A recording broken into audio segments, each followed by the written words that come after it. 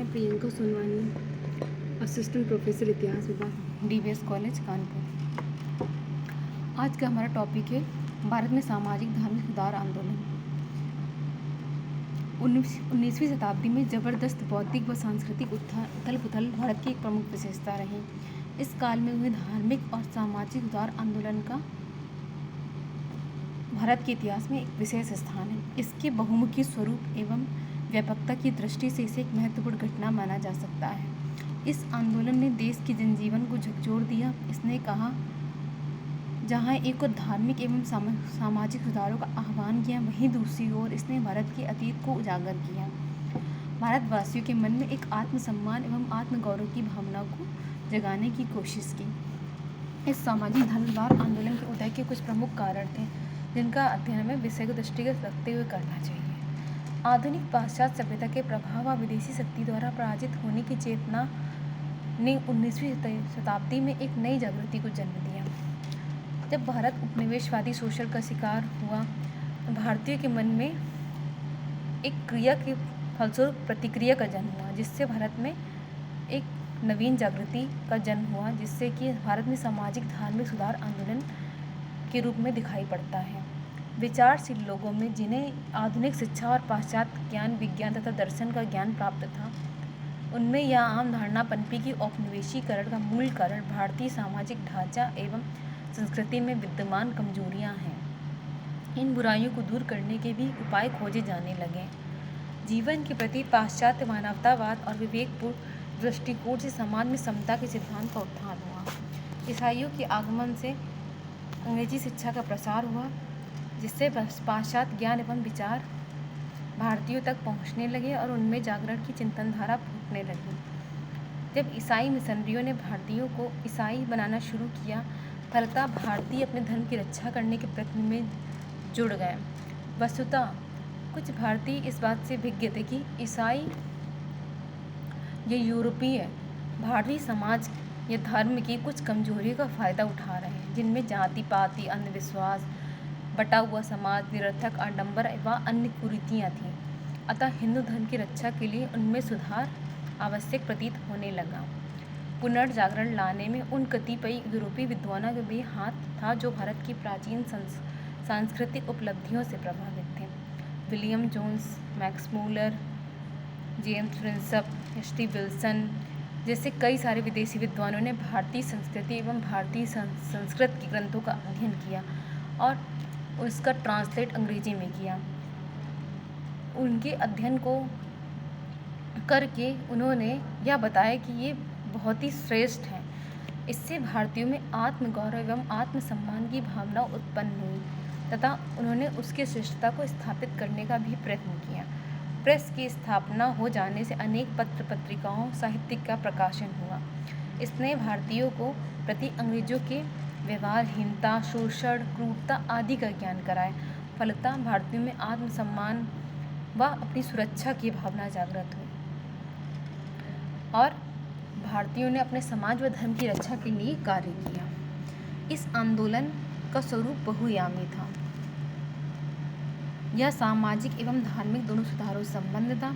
इस आंदोलन का मुख्य लक्ष्य समाज सुधार था, क्योंकि समाज में अनेक कुरीतियों का समर्थन धर्म के आधार पर किया जा रहा था। अतः हम यह समझ सकते हैं कि समाज और धर्म आपस में पूरी तरह से जुड़े हुए थे, क्योंकि समाज में जो भी कुरीति प्रचलित थी या धार्मिक विचार व वो मान्यताओं से प्रभावित था। अतः धर्म में सुधार से ही समाज में सुधार संभव था। बिना धर्म के सुधार के समाज सुधार तर्कहीन था। साथ ही यह समझना है कि आंदोलन का जो स्वरूप था मूलतः सुधारवादी था, क्रांतिकारी नहीं था, क्योंकि इनिशियल स्टेज में कोई भी आंदोलन होता है तो वह धीरे धीरे आगे बढ़ता है। शुरुआत में हम देखते हैं कि आंदोलन का जो मूलतः स्वरूप है वो सुधारवादी है। खास तौर पे धार्मिक और सामाजिक बुराइयों को, जो धर्म और समाज दोनों में जुड़ी हुई थी, उनको दूर करने का प्रयास किया गया और धार्मिक आडंबरों पर चोट की गई, जिससे कि समाज में सुधार और प्रगति हो सके। इसका स्वरूप पाश्चात्य संस्कृति के अंधानुकरण से युक्त नहीं था। इसे आधुनिकीकरण की प्रक्रिया के रूप में भी देख सकते हैं। यह आंदोलन तकनीकी व वैज्ञानिक दृष्टिकोण से भी संबंधित था, क्योंकि यूरोपीय के आगमन के साथ जब भारत में आधुनिक और अंग्रेजी शिक्षा का प्रचार प्रसार हुआ तो भारतीयों ने यूरोपीय पत्र पत्रिकाओं, यूरोपीय घटनाओं से संबद्धता जब हुई तो उससे उनके अंदर एक तकनीकी और वैज्ञानिक दृष्टिकोण का जन्म हुआ।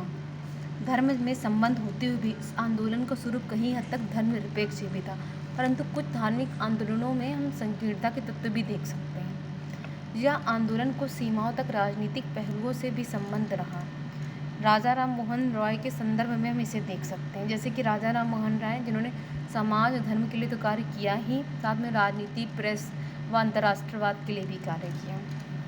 यह आंदोलन मध्ययुगीन सुधार आंदोलन से भिन्न था, क्योंकि 19वीं सेंचुरी के सुधारकों ने सुधार के क्रम में महिलाओं का मुद्दा उठाया, साथ में उन्होंने उनके हित के लिए विधि व कानून के निर्माण पर भी बल दिया। जैसे कि 1929 में हम देखते हैं राजा राम मोहन रॉय के द्वारा और लॉर्ड विलियम बेंटिक के काल में सती प्रथा निषेध अधिनियम लाया गया। 1856 में ईश्वरचंद्र विद्यासागर के प्रयासों से विधवा विवाह को विधिक बनाने का अधिनियम लाया गया। ऐसे ही केशव चंद्र सेन 1872 में एक अधिनियम के लिए कार्य किया, और आगे हम बढ़ते हैं तो BM मालावारी ने 1892 वाले एज ऑफ कंसेंट एक्ट के लिए कार्य किया। तो कहने का मतलब ये कि ये सारे एक्ट बन रहे हैं, सुधारकों ने प्रशासन और शासन का सहयोग लेके इसके लिए कार्य किया, जिससे कि विधिक व कानूनी रूप देने के बाद वो सुधार जो है वो स्थायी रूप ले सकें। आंदोलन अपने सामाजिक आधार के संदर्भ में मध्यवर्गीय था। सुधारों का स्वरूप तो प्रजातांत्रिक था और इसमें व्यक्ति के अधिकारों, उनकी स्वतंत्रता, उनकी समानता पर बल दिया गया। आंदोलन में सामाजिक न्याय पर बल दिया गया, जो प्रजातांत्रिक स्वरूप की ओर सांकेतिक करता है। सुधार आंदोलन शैक्षणिक सुधार का स्वरूप लिए हुए थे। लगभग सभी सुधार आंदोलनों में शिक्षा के विकास पर बल दिया गया, महिला शिक्षा पर विशेष बल दिया गया, क्योंकि महिलाओं के साथ ही बहुत सारी कुरीतियाँ जुड़ी थी जो सोसाइटी को पीछे की ओर ढकेल रही थी। महिलाओं के लिए विशेष तौर पे प्रत्येक सुधारकों ने कार्य किया, चाहे वो व्यक्तिगत तौर पे किया हो, चाहे वो सांसारिक स्तर पे किया हो। इसके साथ हम एक बहुत बड़ा क्वेश्चन आता है जब हम ये सुधार आंदोलन पढ़ते हैं, क्या पुनर्जागरण ने भारत का आधुनिकीकरण किया? इसके लिए हमें कुछ पहलुओं का अध्ययन करना पड़ेगा। कुछ विद्वानों के अनुसार भारतीय धर्म सुधार आंदोलनों में स्वतंत्रता, समानता, मानवतावाद, बुद्धिवाद, वैज्ञानिकता जैसे पश्चिमी दृष्टिकोण शामिल थे, और ये जो सारे तत्व हैं वे आधुनिकता के वाहक हैं। जब यूरोपियों के संपर्क में भारतीय आए, यूरोपीय शिक्षा प्रणाली, अंग्रेजी भाषा, प्रेस की स्वतंत्रता, साथ में शोषण, इन सब के फलस्वरूप लोगों का दृष्टिकोण पहले की तुलना में बदला और व्यक्ति के अंदर चेतना आई। तो ये जो आधुनिकता के वाहक तत्व स्वतंत्रता, समानता, मानवतावाद, बुद्धिवाद, वैज्ञानिकता जैसे तत्व मानव जीवन को छूने लगे, और ये जो इससे क्या हुआ कि जो समाज सुधार आंदोलन है आधुनिकता को स्पर्श करते हुए आगे बढ़ा।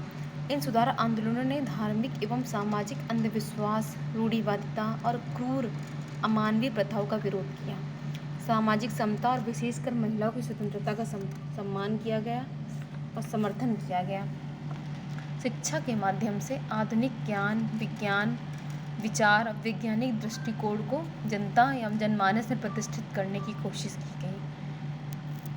परंतु इसके साथ साथ हम ये देखते हैं कि वास्तविकता यह है कि शुरू में मौलिक परिवर्तन हुए, परंतु देश का आधुनिकीकरण नहीं हुआ, क्योंकि जो विचारक या समाज सुधारक तो प्रगतिशील थे, प्रगतिशील विचारों से अपना कार्य कर रहे थे, पर तत्कालीन जनमानस उतना अधिक चैतन्य नहीं था।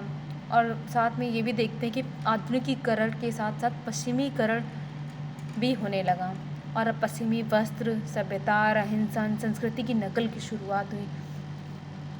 और जो आधुनिकीकरण के में जो मुख्य तत्व होते हैं, मानव विवेक, ज्ञान, वैज्ञानिक दृष्टिकोण, मानवतावाद, इनसे अधिक अब लोग पश्चिमीकरण की अवधारणा से ज़्यादा प्रभावित होने लगे और उसी को अपना मानक समझने लगे।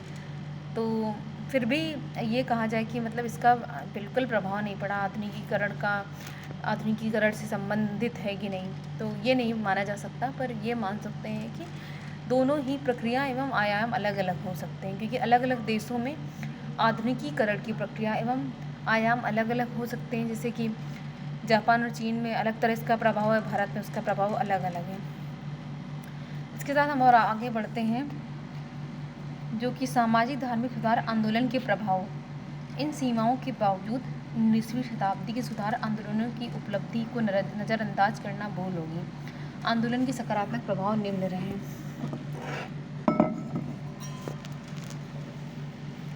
शुद्ध रूप से धार्मिक विचारों के अतिरिक्त धर्म सुधार आंदोलनों ने भारतीयों के आत्मविश्वास, आत्मसम्मान तथा देश पर गर्व करने की भावना को बढ़ाया। धार्मिक अतीत की आधुनिक बुद्धिवादी शब्दों में व्याख्या करके 19वीं शताब्दी के धार्मिक विश्वासों से अनेक भ्रामक तथा धर्म विरोधी तत्वों को निकालकर इन सुधारकों ने अनुयायियों को ब्रिटिश अधिकारियों के इस व्यंग्य का उत्तर देने योग्य बनाया, जहां वे भारत के धर्म को पतन व समाज को हीन साबित कर रहे थे। धर्म सुधार आंदोलन ने भारतीयों को आधुनिक विश्व से तालमेल बिठाने योग्य बनाया। वास्तव में इन आंदोलनों का उदय ही पुराने धर्मों की नवीन आधुनिक सांचे में ढालकर उनको समाज के नए वर्गों की आवश्यकता के अनुरूप बनाने के लिए ही हुआ था। सुधार मूलक दृष्टिकोण के परिणाम स्वरूप अनेक भारतीय जाति धर्म के विचारों पर आधारित एक संकुचित तथा राष्ट्रीय दृष्टिकोण अपनाने लगे। हालांकि पहले की मान्यताएं पूरी तरह से समाप्त नहीं हो चुकी थी।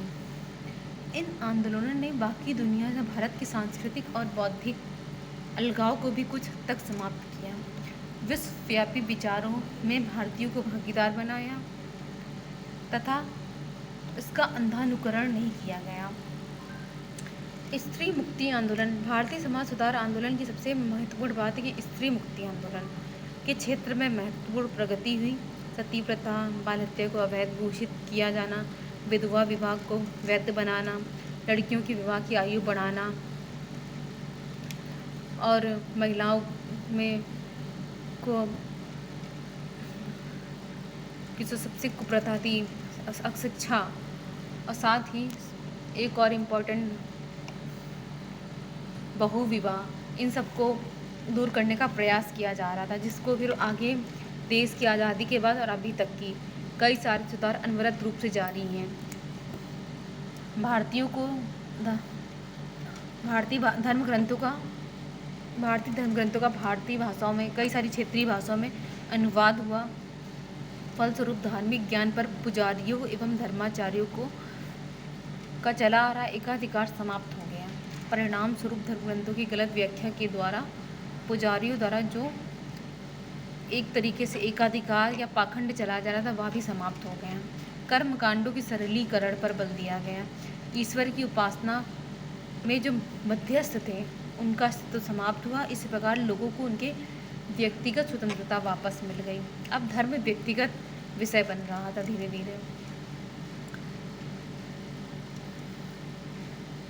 अब हम समाज सुधार आंदोलनों में कुछ महत्वपूर्ण नाम है, कुछ महत्वपूर्ण संस्थाएं, उनके बारे में पढ़ेंगे, जिसमें पहला नाम महत्वपूर्ण है राजा राम मोहन राय का। राजा राम मोहन राय, जिन्हें आधुनिक भारतीय नवजागरण का अग्रदूत, समाज सुधार आंदोलनों का नेता और भारतीय राष्ट्रीयता का अग्रदूत आदि कई नामों से या आदि कई उपाधि से सुशोभित किया जाता है। राजा राम मोहन राय की उपलब्धियां विभिन्न क्षेत्रों, धर्म, समाज, राजनीति आदि में देखी जा सकती हैं। धार्मिक क्षेत्र में सबसे महत्वपूर्ण उनका ये कार्य था कि उन्होंने ये माना कि सभी धर्म सत्य हैं और लेकिन कर्मकांड उन्हें दूषित कर देते हैं। राजा राम मोहन राय की पहली दार्शनिक कृति तुहफत उल मुजाहिदीन है। इसमें इन्होंने मूर्ति पूजा का विरोध किया और एकेश्वरवाद को सर्वधर्मों का मूल स्रोत बताया। अपने विशद ज्ञान, वैज्ञानिक एवं प्रगतिशील दृष्टिकोण की पृष्ठभूमि में राजा राम मोहन राय ने हिंदू धर्म में उत्पन्न कुरीतियों एवं आडंबरों पर गंभीर प्रहार किया। उपनिषदों के अनुसार राजा राम मोहन राय ने अद्वैतवाद को हिंदू धर्म का मूल बताया। 1815 ईस्वी में राजा राम मोहन राय द्वारा आत्मीय सभा का गठन किया गया और 1816 ईस्वी में वेदांत सोसाइटी की स्थापना की गई।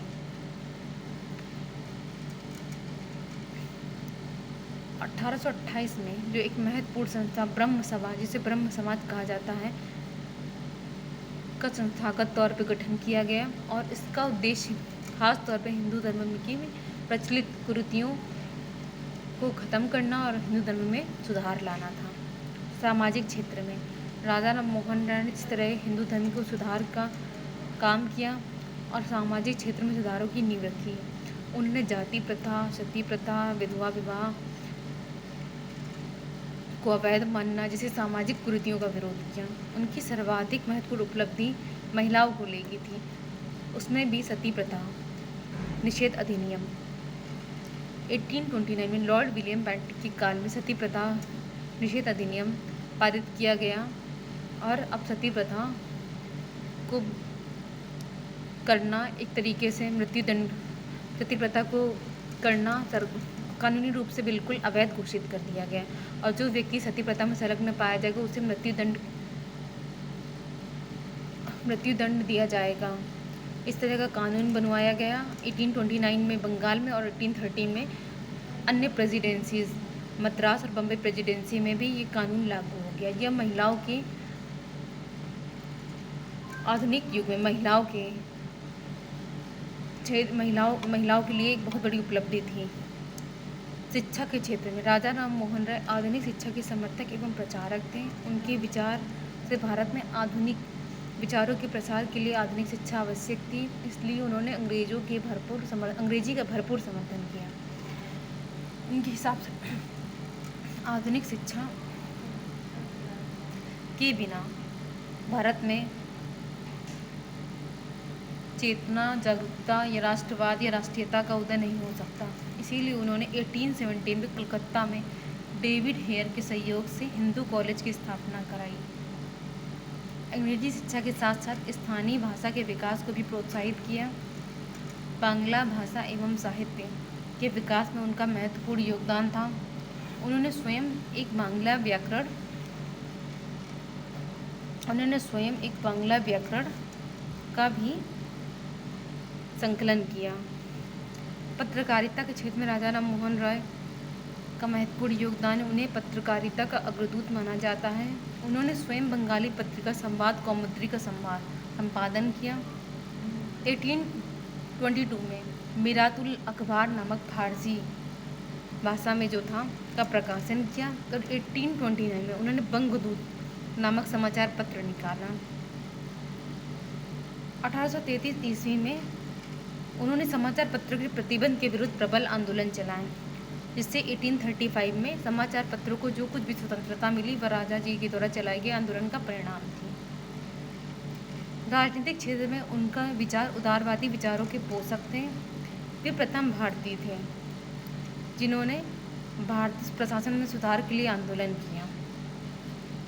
उन्होंने कृषकों के शोषण की आलोचना की, भेदभावपूर्ण आयात निर्यात नीति की आलोचना की और अपने देशवासियों में राजनीतिक जागरण पैदा करने का भी प्रयास किया।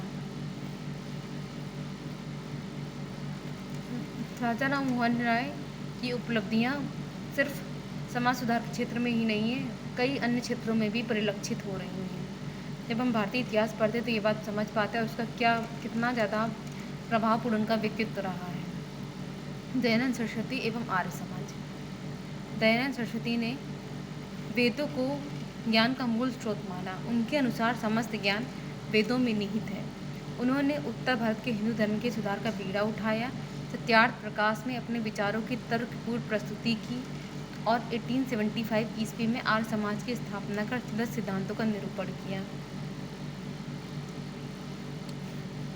आर्य समाज के द्वारा या दयानंद सरस्वती जी के द्वारा सामाजिक क्षेत्र में भी बहुत महत्वपूर्ण कार्य किए गए हैं। उन्होंने जो आर्य समाज के अनुयायी थे उनमें से कुछ ऐसे थे जिन्होंने पश्चिमी ढंग से शिक्षा के प्रसार के लिए देश भर में स्कूल कॉलेज का जाल बिछा दिया।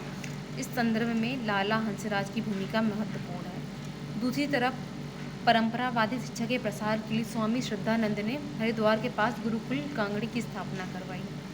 आर्य समाजियों ने स्त्रियों की दशा सुधारने एवं शिक्षा का प्रसार करने के लिए विशेष कार्य किया। वे सामाजिक समानता के प्रचारक थे। उन्होंने जनता में स्वावलंबन एवं आत्मसम्मान की भावना जगाई तथा इससे राष्ट्रवाद को बढ़ावा मिला। आर्य समाज का मुख्य उद्देश्य हिंदुओं के धर्म में परिवर्तन से रोकना भी था। आर्य समाज ने सामाजिक धर्म सुधार आंदोलनों के अलावा प्राकृतिक आपदाओं, दुर्भिक्ष, अकाल पीड़ितों की सहायता करने का भी संकल्प लिया। 1899 की दुर्भिक्ष के समय अकाल पीड़ितों को राहत सामग्री प्रदान की गई। कुल मिलाकर आर्य समाज ने भारतीय जनता के अंदर स्वाभिमान और आत्मगौरव की भावना भरी। अचेतन रूप में उसने अपने कार्यों से भारतीय वर्गों की एकता को भंग तो किया, किंतु उसके सिद्धांत और उद्देश्य कहीं भी सांप्रदायिक नहीं थे। स्वामी दयानंद के बारे में कहा गया है कि वे एक ऐसे भारत का स्वप्न देखते थे जो कुसंस्कार से शुद्ध हो, विज्ञान से पूरा लाभ उठाएं और एक ईश्वर की पूजा करें, आत्मा से शुद्ध हो और उसे दुनिया के राष्ट्रों में उचित स्थान मिले, उसके प्राचीन गौरव का पुनरुद्धार हो। आर्य समाज का महत्वपूर्ण नारा बैक टू वेदास या वेदों की ओर लौटो और महत्वपूर्ण ग्रंथ सत्यार्थ प्रकाश है। इसके अलावा हम नेक्स्ट हमारे जो महत्वपूर्ण आंदोलन है अलीगढ़ आंदोलन एवं सर सैयद अहमद खां। मुसलमानों में धार्मिक सुधार आंदोलन का प्रारंभ कुछ देर से हुआ। उच्च वर्गों के मुसलमानों ने स्वयं को पश्चिमी शिक्षा एवं संस्कृति के संपर्क से बचने का प्रयास किया। 1857 के विद्रोह के बाद धार्मिक सुधार के आधुनिक विचार उभरने शुरू हुए। इस दिशा में 1863 ईस्वी में कलकत्ता में स्थापित मोहम्मदन लिटरेरी सोसाइटी ने कार्य किया। इसने आधुनिक विचारों के प्रकाश में धार्मिक, सामाजिक तथा राजनीतिक प्रश्नों पर विचार विमर्श को बढ़ावा दिया। पश्चिमी शिक्षा अपनाने के लिए उच्च तथा मध्य वर्गों के मुसलमानों को प्रेरित किया। मुसलमानों की जब बात की जाती है तो सबसे महत्वपूर्ण नाम आता है सर सैयद अहमद खां का। ये सुधारक आधुनिक विचारों से सर्वाधिक प्रभावित थे। वे जीवन भर इस्लाम के साथ आधुनिकीकरण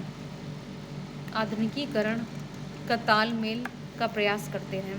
सैयद अहमद खां जी ने कुरान की व्याख्या समकालीन बुद्धिवाद एवं विज्ञान की रोशनी में की। उनके अनुसार कुरान की कोई भी व्याख्या अगर मानव बुद्धि या विज्ञान से टकरा रही तो वास्तव में वह गलत व्याख्या है। उन्होंने कहा कि धर्म के तत्व भी अपरिवर्तनीय नहीं है। धर्म अगर समय के साथ नहीं चलता है तो वह जड़ हो जाएगा।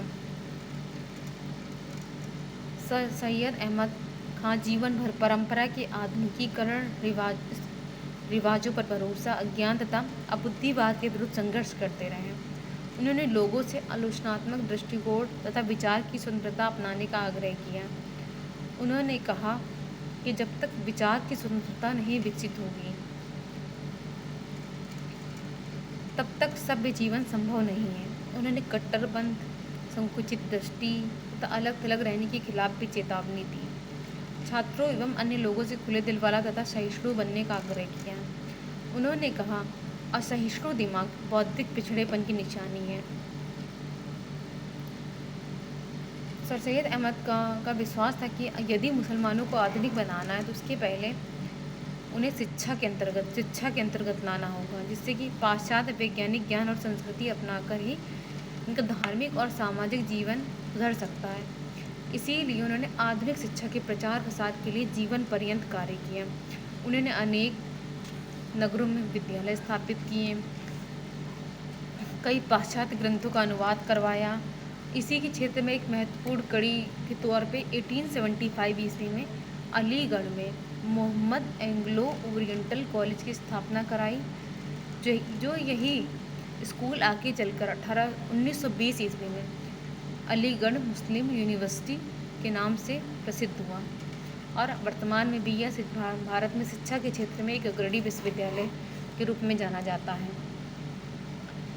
शुरुआत में हम देखते कि सर सैयद अहमद का धार्मिक सहिष्णुता के पक्के समर्थक थे, परंतु धीरे धीरे उनके विचार रूढ़िवादी और प्रतिक्रियावादी होते गए और उन्होंने अपने आप को भारतीय राष्ट्रीय आंदोलन से धीरे धीरे अलग करना शुरू कर दिया, जिसका प्रभाव मुसलमानों पर पड़ा और मुसलमानों ने भी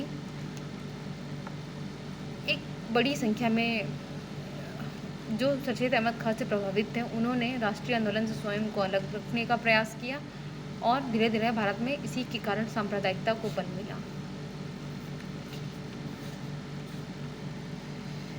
जब मुस्लिम धर्म सुधार आंदोलन की हम बात करते हैं तो उसमें महत्वपूर्ण नाम आता है फराजी आंदोलन का। फराजी आंदोलन उग्र सुधारवादी विचारधारा से प्रभावित था। इसके जन्मदाता हाजी शरीयतुल्ला और थे और 18वीं-19वीं शताब्दी के पूर्वार्ध में इस आंदोलन का जन्म हुआ। हाजी शरीयतुल्ला की मृत्यु के पश्चात उनके पुत्र दादू मियाँ ने इसका नेतृत्व संभाला। इन पर वहाबी आंदोलन का भी प्रभाव था। शरीयतुल्ला ने धार्मिक बातों पर अधिक बल दिया, परंतु दादू मियाँ ने किसानों की दयनीय दशा और स्थिति के विरुद्ध आंदोलन चलाया। फलतः उनके समर्थकों में वृद्धि हुई। उनका जो मुद्दा था एक सामान्य आम जनमानस से जुड़ा हुआ था, इसीलिए उनके समर्थकों की संख्या में वृद्धि हुई। उसने किसानों को अपने अधिकारों के प्रति जागरूक किया, अंग्रेजों द्वारा स्थापित प्रशासनिक व्यवस्था को भी बदलने का प्रयास किया। विभिन्न क्षेत्रों में अपने प्रतिनिधि नियुक्त कर अपने विचारों का प्रसार किया। इस आंदोलन ने जमींदारों के विरुद्ध धार्मिक भावना को ध्यान में नहीं रखा, वरन सभी जमींदारों के विरुद्ध संघर्ष चलाया जो भी कृषकों का शोषण कर रहे थे। अतः बंगाल के बहुत बड़े क्षेत्र में इसका प्रभाव पड़ने लगा और यह पूरे बंगाल का आंदोलन बन गया। फराजी आंदोलन से जमींदार एवं सरकार दोनों को चुनौती मिली, अतः सभी ने मिलकर फराजी आंदोलन के विरुद्ध कार्रवाई की और सरकार ने सेना भेजकर इस आंदोलन का दमन किया और नेताओं को जेल में डाल दिया गया। इस प्रकार यह आंदोलन दमन का शिकार हुआ। दूसरा महत्वपूर्ण एक और आंदोलन है जिसका नाम बहावी आंदोलन है। बहावी आंदोलन आरंभ करने वाले सैयद अहमद बरेलवी ने, जो उत्तर प्रदेश के निवासी थे, इन्होंने अब स्वयं को हजरत मोहम्मद का वंशज घोषित किया। आरंभ में इन्होंने सेना में नौकरी की, किंतु जब उनकी रियासत पर अंग्रेजी आधिपत्य हो गया तो वो मक्का चले गए। वहाँ उनका संपर्क अब्दुल वहाब से हुआ। उनके विचारों से प्रभावित होकर वे धर्म योद्धा बन गए। सैयद अहमद धार्मिक विचारों से युक्त होकर भारत में अंग्रेजों के विरुद्ध नेतृत्व संभाला। इनकी मान्यता यह थी कि अंग्रेजों ने भारत को दारुल हर्ब से दारुल इस्लाम बना दिया, अतः इसे दारुल इस्लाम बनाने के लिए अंग्रेजों से युद्ध करना अति आवश्यक है। इन्होंने अपने कार्यक्रम में सशस्त्र कार्यवाही को भी शामिल किया। बहावी आंदोलन से मुसलमानों में एकता की भावना तो आई, परंतु मुसलमानों के अंदर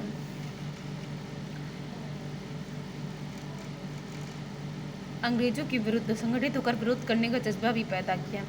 इस तरह अंग्रेजों को सशक्त चुनौती बहावियों से मिली, किंतु अंग्रेजी विरोध का यह आंदोलन अपने लक्ष्य को प्राप्त नहीं कर सका।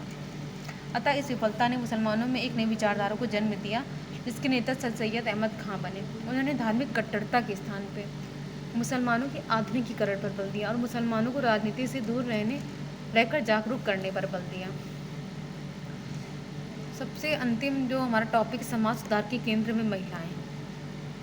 ब्रिटिश काल से पूर्व भारतीय नारियों का सामाजिक, राजनीतिक, आर्थिक शोषण होता रहा और तमाम धार्मिक ग्रंथ इस शोषण को औचित्य प्रदान कर रहे थे। यथा कदा धार्मिक ग्रंथों में महिलाओं की आदर्श स्थिति दिखाई तो गई, परंतु व्यवहार में वह स्थिति का पालन नहीं किया गया।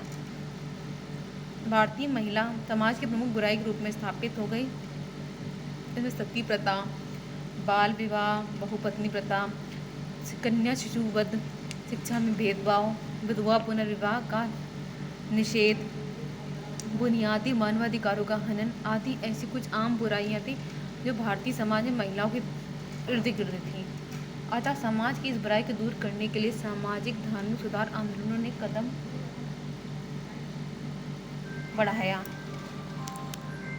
अतः इन सब बुराइयों के दृष्टिगत हम देखते हैं कि ब्रह्म समाज, आर्य समाज, आर के मिशन, केशव चंद्र सेन, प्रार्थना सभा और BM Malabari, DK Karve, doctor Ambedkar, Ishwar Chandra Vidyasagar, Mahatma Gandhi आदि कई व्यक्तित्व ऐसे हैं जिन्होंने महिलाओं के लिए और महिलाओं की स्थिति को सुधारने के लिए कार्य किया। इस प्रकार ये जो समाज सुधार आंदोलन जो शुरू हुए वो आखिरी समय तक चलते रहे, जिससे क्या हुआ कि महिलाओं की स्थिति में जब परिवर्तन आया, एकदम से तो परिवर्तन नहीं आया, पर धीमे धीमे जब परिवर्तन आया तो उससे ये हुआ कि महिलाएं जब उनके अंदर चेतना आई और जागरूकता आने के साथ साथ ही राष्ट्रवाद और राष्ट्रीयता जैसे विचारों से अभिभूत हुई और भारतीय राष्ट्रीय आंदोलन में फिर व्यापक आधार प्रदान हुआ। महिलाओं के द्वारा भी राष्ट्रीय आंदोलन में भाग लिया गया और हमारे राष्ट्रीय आंदोलन सिर्फ एकांगी नहीं रहा, इसमें कई मतलब एक व्यापक स्वरूप हम देखने को जो मिलता है वो समाज सुधार आंदोलनों के कारण ही है।